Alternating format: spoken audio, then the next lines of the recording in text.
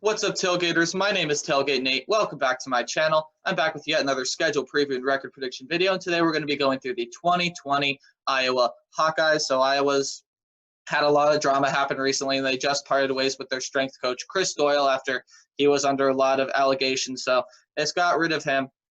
But in terms of Iowa's football team, I expect them to have a down year this year. They were pretty good last year, but they're losing a lot. They're losing quarterback Nate Stanley, offensive tackle Tristan Wirfs, and defensive end AJ Epinesa. They're losing a lot. They still do have one of the better playmakers in college football in Ihmir Smith-Marsette.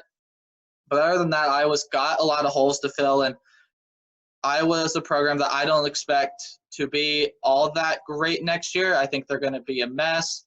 Especially with their strength coach leaving and the drama that surrounded this program. So we're going to go ahead and see if Iowa can put the drama behind them and ride their way to another pretty good season in the Big Ten, or if, like I'm predicting, Iowa's going to drop off and maybe even miss out on the bowl game. Here's the schedule for the Iowa Hawkeyes. You'll look down there, their 2019 record was 10-3.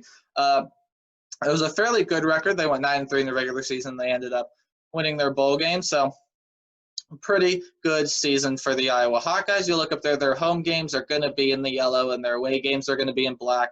So without further ado, let's go ahead and take a look at the Iowa Hawkeyes schedule. First game of the season, that should be an easy one for the Hawkeyes. It's going to be on a Saturday against the Northern Iowa Panthers. And, of course, Northern Iowa is an FCS team. And Iowa really shouldn't have a problem with their first game. But it's the second game of the season where Iowa is going to face an early test against the Iowa State Cyclones. Now, I did Iowa State a while back, and I said I was very split on this game because with all the drama surrounding Iowa right now, it's going to be hard for their football program to focus on a whole lot right now, but you can never count out Kirk Ferentz at home, and that is where this game is going to be played. It's going to be played in Kinnick Stadium, the battle for the Seahawk trophy. This one should be a fun one to watch. I expect a pretty offensive battle, maybe defensive for a little bit. It's going to be fairly even. Iowa State's got a lot of spots to fill, but overall, Iowa State is the way more talented team. But Iowa at home is really, really hard to beat. I think I've changed my mind a little bit. I'm going to lean towards Iowa State in this game. I just think they have a better shot to win this one against their rivals in Iowa. But I definitely could see Iowa being able to pull this one out. But I'm going to lean towards Iowa State right now. Then it's another early test, a road game against the Minnesota Golden Gophers. And if this game were to be played in Kinnick, again, I would say Minnesota would need to watch out for this one. But Minnesota's got a lot of great talent returning their quarterback, Tanner Morgan. Iowa's not returning their starting quarterback. They also are returning a good playmaker in their wide receiver in Rashad Bateman. Of course, Tyler Johnson is going to be leaving. Minnesota's defense has a lot of questions, like they have to replace Antoine Winfield and a lot of production on defense. But overall, Minnesota is still a very good team. They probably should be targeting J.D. Spielman, who just entered in the transfer portal. I think they can get J.D. Spielman. Minnesota is going to be a really, really good team and definitely could be up there with Wisconsin for a team that can win the Big Ten West. Overall, I just see that it being on the road, Iowa's not going to be able to compete with Minnesota, and I don't think Iowa has that much figured out. I think they have some stuff like their quarterback spot. I think he's starting to get chemistry with Ihmir Smith-Marsette, but overall, I still think Minnesota is going to be the way more experienced and talented team at this point, so I'm going to give this one to the Gophers. That should be a fairly easy one at home against Northern Illinois. Now, Northern Illinois plays a lot of Big Ten teams, but they don't historically they don't usually do too well against Big Ten teams. They've had a couple wins in the past, but overall, when Northern Illinois plays some Big Ten teams, it's not really all that great. And this one is in Kinnick. I don't expect this one to be different. I expect Iowa to rebound from that Minnesota game and be able to win this one here. Then a home game against the Michigan State Spartans. So Michigan State's a little tricky to figure out. Michigan State, definitely, in my opinion, going to have a down year. Mel Tucker is going to come in as head coach because Mark D'Antonio is out. And Michigan State's just losing a lot of talent on both sides of the ball. Michigan State's going to be a disaster this year. I see a way that Iowa can win this one fairly easily. Then it's a really tricky test on the road against Ohio State. So the last time Ohio State played Iowa, it was in Kinnick, and Iowa absolutely demolished Ohio State. But these are two very different teams. This is not as good Iowa team facing a much better Ohio State team. And they have to play Ohio State in the Horseshoe. I don't think Iowa could win this one. There's just way too much of a talent gap. Ohio State is clearly the way more talented team, so the Buckeyes are going to get their revenge against the Hawkeyes this year. Then yet another tricky road game against the second best team from the East, Ohio State. Of course, the first road game against Penn State. Now, these games have been close in years past. Penn State and Iowa have fought really hard the past couple of years, but I don't see a way that Iowa can make this one close. I think Penn State should be able to win this one fairly easily. Again, it's in Happy Valley, so again, Penn State just a way more talented team when you compare them to the Iowa Hawkeyes, and to me, there's no contest. I like the Penn State Nittany Lions in this one. Then a home game against the Northwestern Wildcats. So Northwestern is getting transfer quarterback Peyton Ramsey over from Indiana, but otherwise Northwestern doesn't have all that great of talent. I think they're going to improve a little bit because I think Peyton Ramsey gets underrated by a lot of people. But it's at home for Iowa. It's in Kinnick. I don't think Iowa should have too big of a problem with this one. I think Peyton Ramsey and the Northwestern Wildcats will make it closer than a lot of people think, but overall I see Iowa being able to win this one.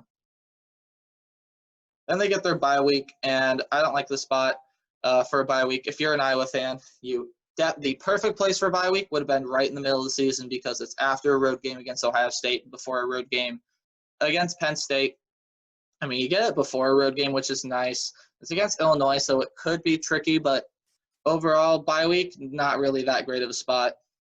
So as I just mentioned, then afterwards, they have to play on the road at Illinois. So Illinois shocked Wisconsin last year, and Illinois is a team that is only improving. Lovie Smith has done a great job at this Illinois program. And I think Illinois is going to continue to improve. So I have an upset alert here for Iowa. Now, I'm not predicting an upset, that's not what I'm saying, but this game is definitely on upset alert and what I would consider an upset. I just think that Iowa's going to be I don't know. I think Illinois is going to have the slightly more experienced team than Iowa, but at the end of the day, I think Iowa's the more talented team. I'm going to slightly lean towards the Hawkeyes, but I would very much so not be surprised if Illinois were to pull off another big win at home against another pretty darn good West team. Then a home game against the Nebraska Cornhuskers, and Nebraska is only going to go up as Iowa's only going to come down. The past couple of games between these two teams have been really, really close. 2018, it was really, really close. Nebraska wouldn't even have made a bowl game if they would have won that game, but it was pretty close. And then last year, Iowa had a game-winning field goal in Memorial Stadium to seal the one against their rivals in Nebraska. This year, it's in Kinnick, so I think Iowa has the slight advantage in this game, but overall, I do see the Huskers being the more talented and just more experienced team.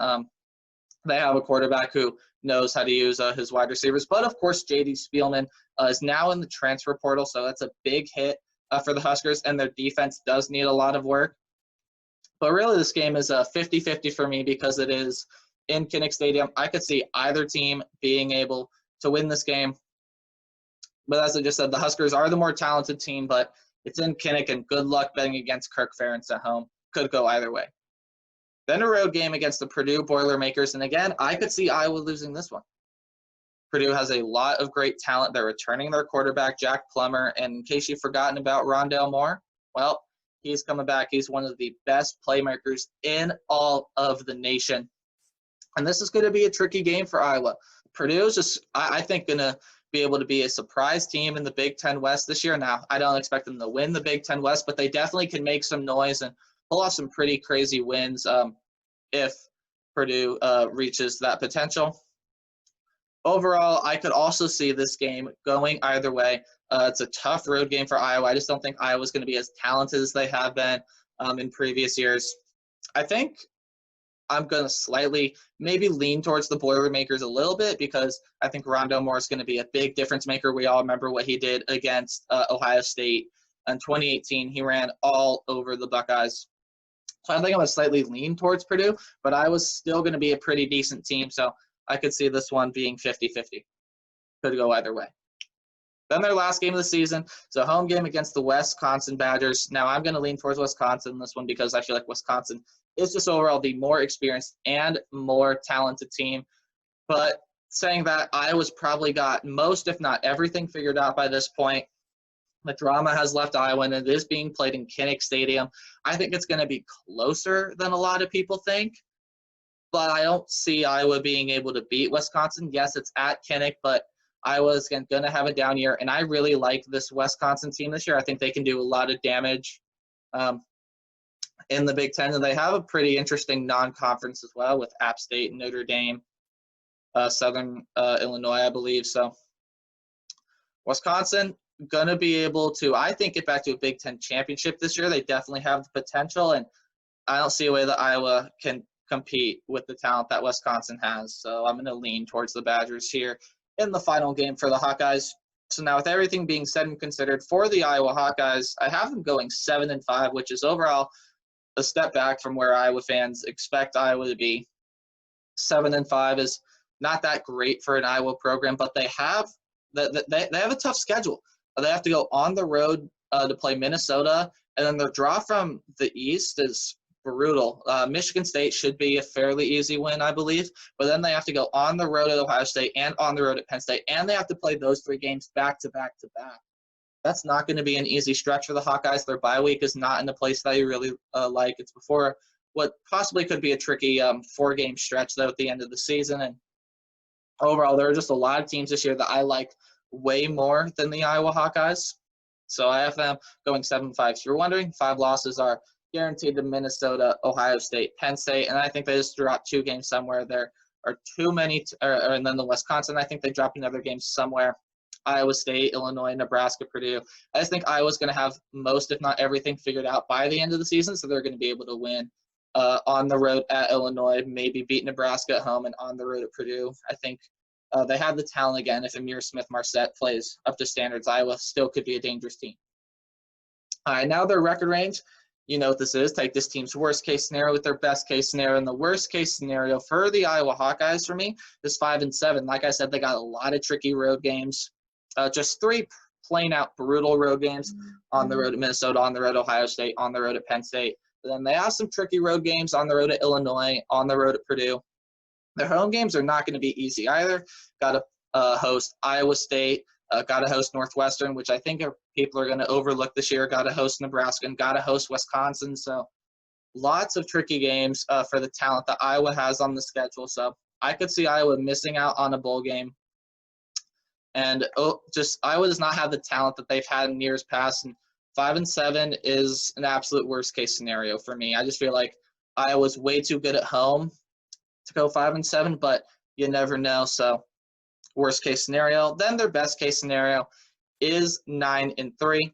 Now, I maybe could see them being able to beat Minnesota, but I can't see them beating Ohio State. I can't see them beating Penn State, but if they figure out things really, really quickly and they're able to beat Iowa State pretty comfortably, I would watch that Minnesota game because that really is going to dictate how dangerous Iowa can be. If they can keep that close or maybe even win it after coming off a big win against Iowa State, Iowa's going to be a team that you got to watch out for. But 9-3 is their absolute best case scenario for me. Again, I can't see them winning on the road at Ohio State and can't see them winning on the road at Penn State. But maybe they can get a big road win against Minnesota, and I think they can beat Iowa State at home. I think they can beat Nebraska at home, and maybe they can pull off an upset against Wisconsin at home.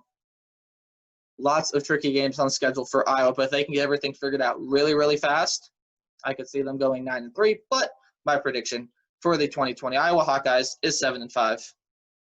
So that's going to do it for my scheduled preview and record prediction for the 2020 Iowa Hawkeyes. And if you guys enjoyed, please leave a like. Also consider subscribing if you're brand new to the channel or just enjoy my content. And if you haven't done so already, please do leave a comment down below. I'd love to hear your thoughts on the Iowa Hawkeyes. And then as always, until next time, remember, play hard, but tailgate harder. I'll see y'all in the next video. Goodbye.